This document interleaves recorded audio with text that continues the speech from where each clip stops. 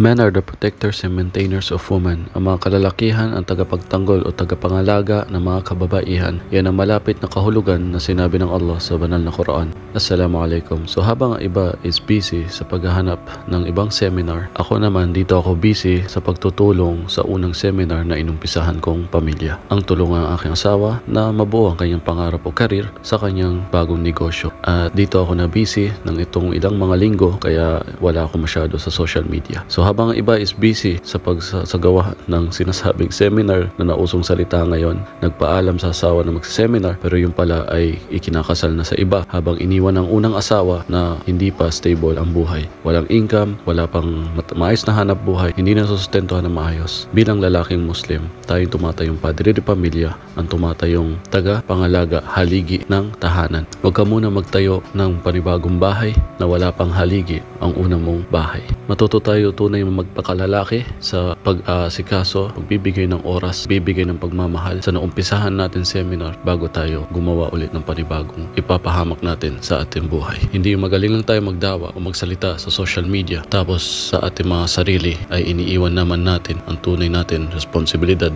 na itatanong sa atin ng Allah sa kabilang buhay.